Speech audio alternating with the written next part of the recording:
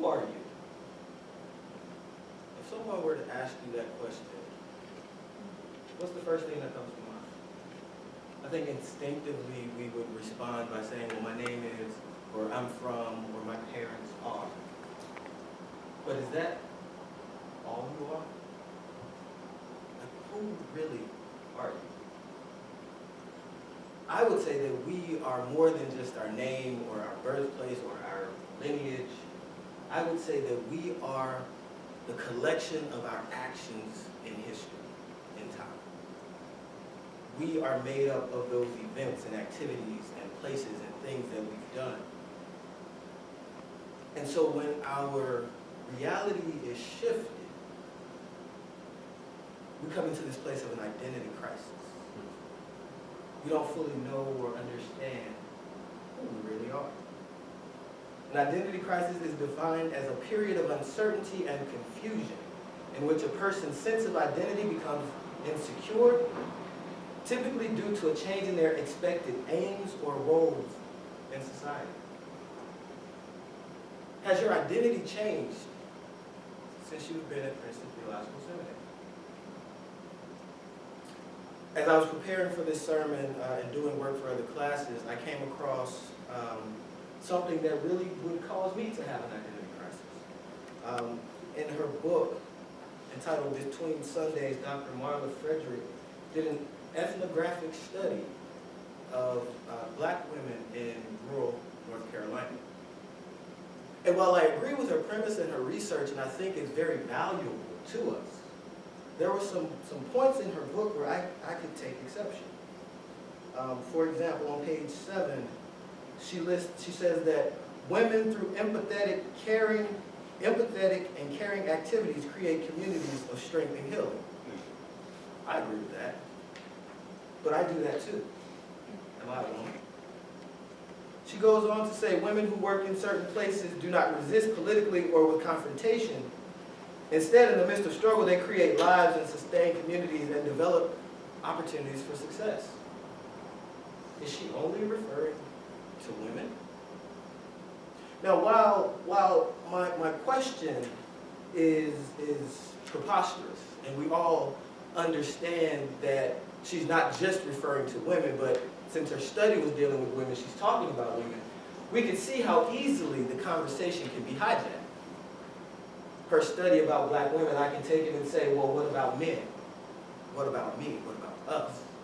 And so then we go down this rabbit hole to a conversation that Frederick wasn't even speaking about.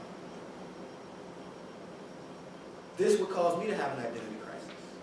Friends, brothers, sisters, I believe we here in the United States has an identity crisis. We don't know who we are, but our history suggests that we're something that we don't want to be. It evidences itself when Colin Kaepernick can say, I refuse to stand for the national anthem, and people make the conversation about patriotism and a flag. It evidences itself when people cry, Black Lives Matter, and then others respond, all lives matter. Or finally, it can manifest itself when people say we need sensible gun control laws, and people respond, Second Amendment. Friends, brothers, sisters, I would say the United States is having an identity crisis. Who we appear to be is not who we want to be. But there's good news. In the book of 1 John, 3rd chapter, 1st through the 7th verses, it talks about a people who are like us. First verse says, see what love the Father has given us that we should be called children of God. And that's what we are. We are something that we don't really fully understand or know that we are. It goes on to say that the reason the world doesn't know us is because it didn't know Him. So we who stand in the gap, who stand against injustice, who call out those who are doing wrong, we may not look like the rest of the world, but that's okay, because we were called to be different. It also, verse 2 says, beloved, we are God's children now. What we will be has not yet been revealed. So we, as students, seminarians, we were something. We're becoming something. But what we're becoming, we are not yet. America, our history suggests that we were something. But there's this tension in the atmosphere, and we're becoming something that we are not yet.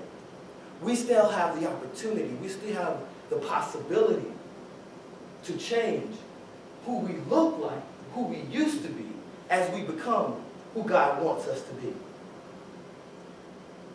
says that we are God's children now. What we will be has not yet been revealed. What we do know is this: when He is revealed, we will be like Him, for we will see Him as He is. Who are we? Are we simply students? Are we simply observers? Or are we practitioners, theologians, scholars? Are we that yet? Or are we waiting? Where are you? Who are you when it comes to conversations and situations like those that I mentioned? Like criminal justice, like police brutality, like gun control. Who are you? Where do you stand? How does your faith manifest itself? Have you become all that you're going to be? I think we still have work to do. We as a nation, we still have work to do, because going on down, it says that, verse 3, and all those who have this hope in Him purify themselves just as He is pure. So we throw off those chains of oppression. We throw off those chains of discrimination. We throw off all of those things that keep us bound. Who are you? And what will you become? Who we are is not yet who we will be. But as we purify ourselves, we shall become just like Him and His representative.